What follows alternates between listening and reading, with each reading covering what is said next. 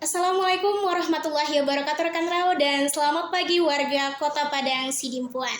Kembali lagi bersama Ici, tepatnya hari Jumat 28 Juli 2023. Dan sepertinya saat ini kita berbeda ya, kalau biasanya kita di siaran melalui radio, kali ini kita ada bersama Bapak Kepala Dinas Sosial Kota Padang Sidimpuan, yakni Pak Zufri Nasution. Dan saat ini kita mau mengadakan bincang-bincang ya bersama Bapak. Dan ini kita sapa dulu Bapak Zufri Nasution. Assalamualaikum Pak, selamat pagi. Waalaikumsalam warahmatullahi wabarakatuh. Apa kabarnya nih Pak hari ini? Alhamdulillah sehat-sehat dan tetap bersemangat. Iya Pak, harus semangat ya Pak. Ya. Baiklah kalau begitu kita mulai saja ya Pak untuk bincang-bincang kita di pagi hari ini. Baik Pak, ini perkenalkan nama saya Nurul Mursida Siregar Pak dari Radio Adi Utama Kota Padang Sidimpuan, biasa dikenal RAW 105 FM Pak. Dan ini Ici mau mempertanyakan tentang tema kita hari ini, yakni pentingnya data untuk program Bansos yang tepat sasaran guna percepatan pengentasan kemiskinan Pak. Ini Ici mau menanyakan beberapa hal. Yang pertama ini Pak, apa yang melatar belakangi pemerintah nih Pak, terkhusus Dinas Sosial untuk mengadakan program bantuan sosial Pak? Ya, tentu program bantuan sosial itu dalam rangka percepatan penanggulangan kemiskinan. Baik dia kemiskinan yang sekarang istilahnya ada kemiskinan ekstrim maupun kemiskinan biasa, semuanya yang disebut dengan prasejahtera. Jadi tujuan utama adalah dalam rangka percepatan pengentasan kemiskinan. Itulah tujuannya. Iya Pak, itulah hal-hal yang melatar belakanginya ya, sehingga Dinas Sosial mengadakan yang namanya program bantuan sosial ini. Lalu Pak, siapa yang berhak menerima bantuan sosial tersebut Pak? Secara nasional, bantuan sosial ini sebenarnya adalah saudara-saudara kita yang terdaftar di DTKS. Data kesejahteraan sosial, data terpadu kesejahteraan sosial. Maka data kita secara nasional hanya satu, itulah DTKS. Bagi saudara-saudara kita, sebenarnya walaupun mereka kurang mampu berada pada masyarakat prasejahtera, mereka sebenarnya belum bisa mendapat bantuan sosial apabila tidak terdaftar di DTKS. Oleh karena itu kita mendorong mereka bagaimana mereka bisa terdaftar di sana. Agar pemerintah pusat, pemerintah provinsi, pemerintah daerah bisa menetapkan saudara-saudara kita yang kurang mampu untuk mendapat bantuan sosial. Nah, siapa-siapa ini adalah tentu saudara-saudara kita yang terdaftar dengan mekanisme itu mulai dari desa usulannya, kemudian diusulkan ke Dinas Sosial, kemudian Dinas Sosial nanti melakukan verifikasi. Setelah kita verifikasi, kita bawa, kita kirim atau kita entry melalui SIG-NG, kita entry ke pusat. Kemudian pemerintah pusat oleh Kementerian Sosial Republik Indonesia menetapkan data terpadu kesejahteraan sosial berdasarkan yang kita kirim data-datanya. Itulah yang berhak mendapatkan bansos. Kalaupun ada satu-satu saudara kita yang mendapatkan bansos, dia tidak terdaftar di DTKS, tapi dia mendapat itu bantuan daerah. Kalau bantuan pusat tidak boleh. Itu bantuan daerah Ya, ya Pak? namanya bantuan sosial. Baik dia bantuan BPJS, itu sosial juga itu. Bantuan KIP SD, SMP, SMA, kuliah, bantuan sembako, bantuan PKH, listrik murah, dan seluruh namanya bantuan sosial itu harus ada di DTKS. Nah, yang mekanisme yang saya jelaskan tadi itu harus terdaftar di DTKS. Kalaupun ada satu-satu bantuan dari daerah membolehkan, walaupun tidak terdaftar dibolehkan mendapat dia, itu satu-satunya itu. Jadi program nasional itu bantuan sosial yang dikucurkan pemerintah pusat itu semua harus terdaftar di DTKS, data terpadu kesejahteraan sosial. Jadi itulah penerima. Itulah dia yang berhak menerima bantuan sosial ya Pak? Iya. Baiklah kalau begitu, nah Sejak kapan Pak program bantuan sosial pertama kali digalakan? Mungkin kalau adanya tuh sejak dulu-dulu ya Pak, Dulu ada. tapi sejak kapan Pak program bantuan sosial ini pertama kali digalakan oleh Dinas Sosial terkhusus? Ya, sejak Indonesia merdeka sebenarnya bantuan sosial itu sudah ada karena itu amanat Undang-Undang Dasar 45. Di pasal 38 itu dijelaskan fakir miskin dan anak-anak terlantar dipelihara oleh negara. Namun selama ini belum terprogram sedemikian rupa, tapi setelah masa SBY, Bapak Presiden SBY, itu mulai digalakkan. Tahun 2010 itu sudah mulai digalakkan, sudah mulai terprogram, walaupun namanya pada saat itu adalah ada Rasra, kemudian ada Raskrim, beras untuk rakyat miskin. Sekarang ada namanya Bansos, semuanya Bansos memang, tapi sekarang semakin dipertajam namanya menjadi Bansos. Bansos ini ada PKH, yaitu bantuan bersyarat, ada sembako yang diterima setiap bulanan, dan ada bantuan-bantuan lain yang kami sebutkan tadi. Ada KIS, ada KIP, ada listrik murah, ada BPJS dan sebagainya. Jadi digalakkan sejak Bapak Presiden Susilo Bambang Yudhoyono. Sejak pemerintahan Bapak SBY ya? Ya. Nah, untuk cara Dinas Sosial ini Pak mendapatkan data yang akurat terkait masyarakat yang berhak mendapatkan bansos. Kan mungkin Pak banyak nih masyarakat yang mungkin sebenarnya kurang layak untuk mendapatkan bantuan sosial ini Pak. Ya. Dan bagaimana cara Dinas Sosial mendapatkan data yang akurat terkait hal tersebut Pak? Ya. Jadi terkait dengan pertanyaan ini, kita bicara mekanisme dulu. Iya, Pak. Sesuai dengan Permensos 13 tahun 2021 tentang pengelolaan data fakir miskin, maka mekanismenya untuk mendapatkan data akurat, yang pertama kita Dinas Sosial menerima usulan dari desa kelurahan. Nah, desa kelurahan mendapatkan data awal ada dua cara. Yang pertama, perangkat desa atau lurah melakukan pendataan terhadap rakyatnya, maka mereka jaringlah saudara-saudara kita yang membutuhkan, yang dianggap kurang mampu. Cara kedua, yang tidak terdata dan menganggap dirinya layak mendapatkan bantuan sosial, dia datang secara mandiri ke kelurahan atau ke kepala desa untuk mengusulkan agar didaftar oleh lurah. Maka dua mekanisme ini, yaitu yang pendaftaran mandiri dan pendaftaran yang dilakukan oleh lurah desa, data ini dibawa ke Dinas Sosial, dilengkapi dengan satu, surat keterangan kurang mampu. Kedua, berita acara musyawarah kelurahan atau musyawarah desa. Ketiga, data. Ini semua dibawa ke Dinas Sosial. Kemudian Dinas Sosial melakukan verifikasi dari data yang diberikan oleh kepala desa lurah. Maka oleh Dinas Sosial menurunkan tim ke desa kelurahan untuk memverifikasi data yang telah datang ke Dinas Sosial. Kami verifikasi dulu. Setelah diverifikasi nanti, dengan instrumen yang telah ditetapkan oleh Kementerian Sosial, maka data ini kami entry melalui aplikasi SIG-NJ. Data ini kami entry melalui aplikasi SIG-NJ langsung ke Kementerian Sosial. Kemudian diproses oleh Pusdatin.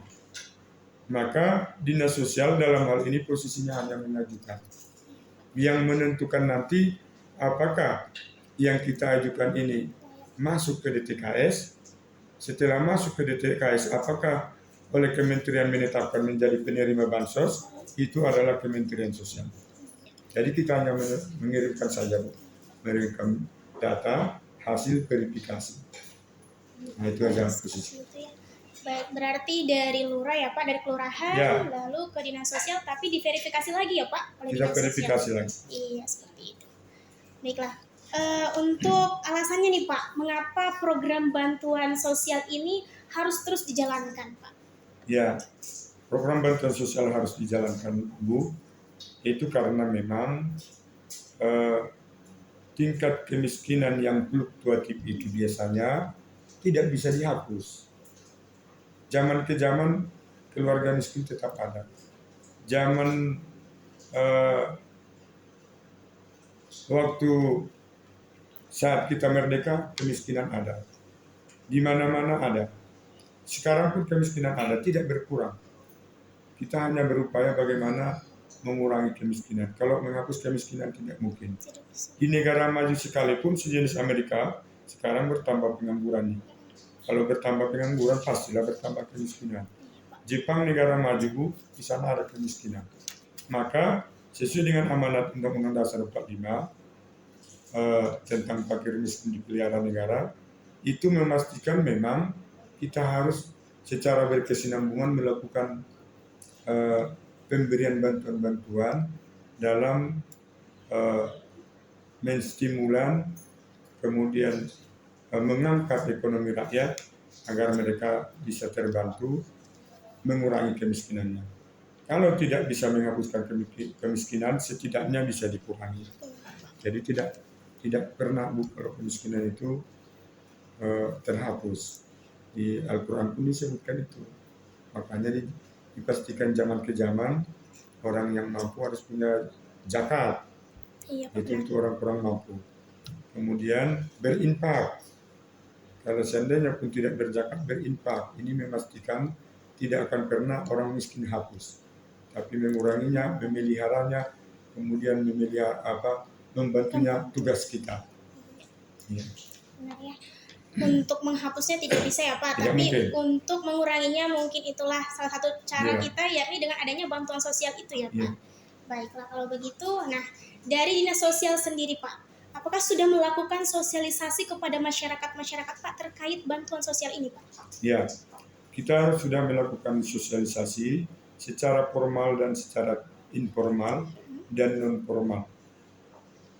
Sebagai contoh, setiap bulan dilaksanakan MONEP P2K2, pertemuan peningkatan kompetensi keluarga. Ini memang penerima PKH, tapi kita selalu menyempatkan bahwa program bantuan sosial melalui dinas sosial ada, sehingga selalu kita sampaikan setiap bulan itu melalui PKH, agar PKH, karena PKH ini dari keluarga kurang mampu di desa, agar mereka juga nanti bisa menyampaikan kepada masyarakat. Kemudian lewat brosur-brosur, itu sosialisasinya kita sampaikan.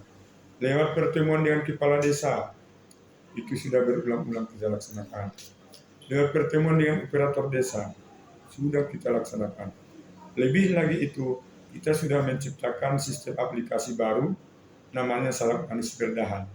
Salak Manis Berdahan adalah sistem aplikasi di mana masyarakat desa kelurahan bisa sekarang mengurus administrasi kesejahteraan sosialnya melalui operator desa. Tidak harus perlu datang kemari. Mereka di desa bisa urus, kemudian mereka terima di situ juga kebutuhannya, tidak harus datang ke dinas sosial. Itu juga bagian dari program sosialisasi atau penyampaian.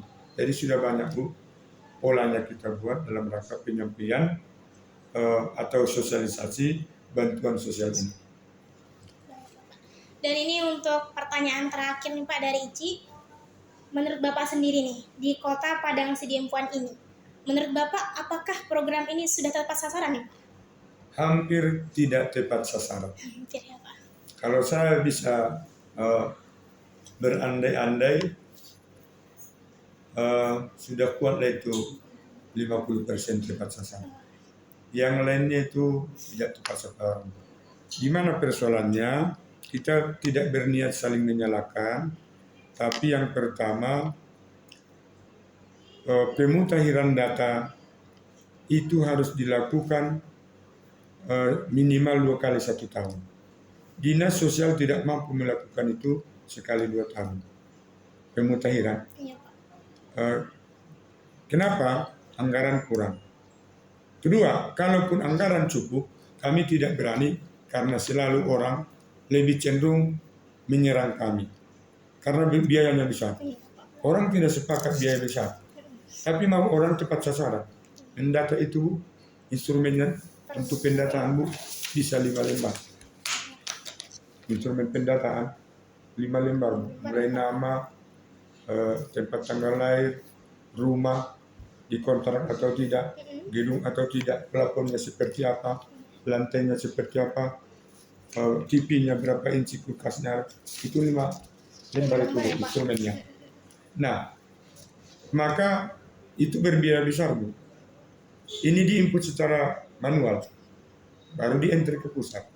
Maka biayanya Bu ratusan juta. Kalau kita laksanakan itu, semua pada ribut. Semua diserang, sana serang, sana semua menyerang. Ya usah saya sebutkan menyerang. Semua tidak rela anggaran itu seperti besar.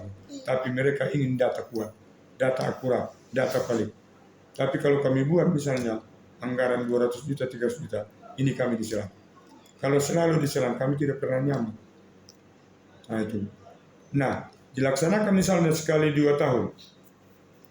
Apalagi dilaksanakan seperti itu. Kalau tidak dilaksanakan, Bu, orang yang miskin 2 tahun yang lalu, sudah lumayan hari ini, di akhirnya kalau tidak dimutakhirkan, dia tetap menerima bantuan.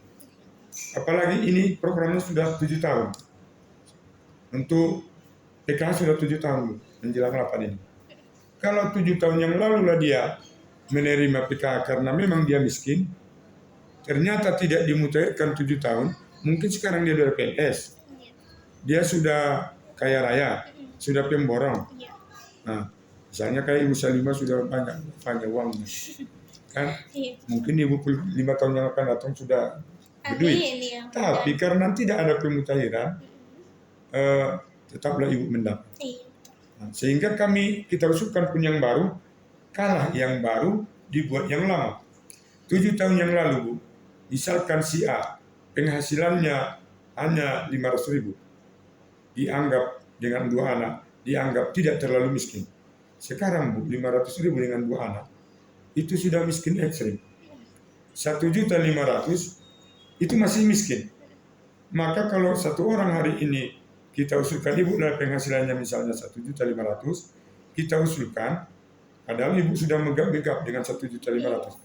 Yang 7 tahun yang lalu Bu, atau 10 tahun yang lalu, 500 dia uangnya, itu sudah dianggap itu belum miskin kali. Tapi karena data dia di sana tidak dimutakhirkan, tetap 500, datang Ibu 1.500.000, Ibu kalah terus, tidak pernah mendapat. Karena ini 500. Kenapa tetap 500? Tidak pernah dimutakhirkan. Akhirnya, padahal dia sekarang udah maju, udah banyak uangnya, maka dia lah tetap mendapat. Maka tidak tepat sasaran. Yang kedua penyebabnya, saudara-saudara kita penerima PKH dan sembako tidak mau jujur, tidak mau mundur. Ada namanya graduasi mandiri, mundur mandiri. Tidak mau. Justru mereka diam-diam pura-pura miskin agar mereka tetap dipertahankan. Saya buat kasus, tidak ditunjuk di mana tempatnya. Kita menemukan seorang ibu penerima PKH tidak mau tinggal di rumahnya yang baru dengan beton. Dia tinggal di rumah semi permanen yang buruk. Kenapa? Dia takut diketahui dia sudah kaya. Akhirnya dia tetap menerima bantuan sosial. Namun Ibu, suatu saat suaminya sakit. Belum ditempati ini, meninggal suami. Ini sebuah sebuah fenomena yang menyedihkan. Karena apa artinya tadi? Karena mereka masih lebih cenderung menikmati bantuan itu padahal mereka sudah layak untuk keluar. Jadi faktor mental penerima PKH ini, penerima bansos ini masih punya mental tidak baik, sehingga walaupun mereka sudah mampu tidak mau keluar. Jadi kesannya ketagihan gitu ya Pak. Ketagihan dinikmati Bu. Terlalu menikmati ya Pak. Banyak kita temukan Bu, jumpa di pasar sana emasnya banyak. Tapi kalau pertemuan kami, dia pura-pura miskin, kusut, dan nampaklah seolah-olah dia miskin. Jumpa di pasar emasnya ada. Itu tidak cerita-cerita, itu fakta. Fakta. Makanya banyak yang tidak tepat sasaran, tapi kita tidak berdaya dengan kondisi ini. Iya Pak, baik. Tapi tetap ya Pak, Dinas Sosial terus berupaya untuk mendata siapa-siapa masyarakat yang memang layak ya Pak. Ya seperti itu. Dan untuk masyarakat mungkin yang sebenarnya sudah tidak layak mendapatkan bantuan sosial tersebut, ya mudah-mudahan segera ya Pak mereka mundur. Ada istilah kerados mandiri, mundur sendiri dengan kesalahan sendiri. Iya Pak. Sekarang Bu, sebenarnya kalau masyarakat kita mau, lurah mau, kepala desa mau, keplingnya mau, karena semua harus dari mereka. Iya Pak.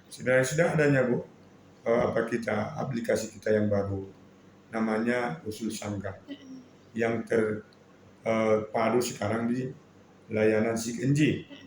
Usul Sanggah ini terpadu dengan SIKNJ sekarang. Apa itu? Masyarakat boleh membuat sanggahan. Seseorang yang menerima bantuan bisa kita sanggah, kita usulkan lewat aplikasi ini agar yang bersangkutan tidak lagi menerima bantuan. Itu langsung ke kementerian. Operator sudah kita ajari, operator desa kelurahan. Kelurahan, lurah, dan kepala desa sudah kita ajari. Agar mereka memanfaatkan aplikasi ini untuk mengusulkan yang tidak layak agar mundur. Bisa dimundurkan Bu, mereka yang mengusulkan. Atau yang layak menerima tapi tidak menerima agar diusulkan. Itu usul sanggah namanya. Ibu juga bisa. Masyarakat boleh. Dengan apa? Kalau ibu misalnya di kelurahan Sadaguan misalnya, ibu bisa usulkan di kelurahan ibu ada penerima PKH, ada penerima bansos yang sudah tidak layak lagi karena dia sudah punya ekonomi mapan, maka ibu usulkan agar diberhentikan lewat usul sanggah ini yang melekat di SIKNJ. Maka kementerian langsung merespon itu. Kemudian kementerian memerintahkan kami untuk diperpal, diverifikasi dan validasi. Hasil perpal ini nanti kami kirim kembali, maka ibu nanti bisa yang ibu usulkan itu dipecat, dikeluarkan. Demikian juga yang mau menerima, ibu bisa mengusulkan seseorang ke kementerian melalui usul sanggah agar dia menerima. Maka nanti kementerian memerintahkan kami untuk verifikasi.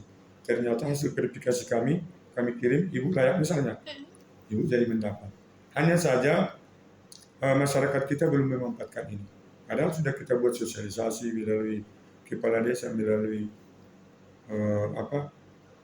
operator dan sebagainya, tapi tidak dimanfaatkan masyarakat. Segala upaya sudah dilakukan ya Pak. Kita lakukan. Baiklah rekan Rau, itu dia ya bincang-bincang kita di pagi menjelang siang hari ini bersama Bapak Zufri Nasution selaku Kepala Dinas Sosial Kota Padang Sidimpuan.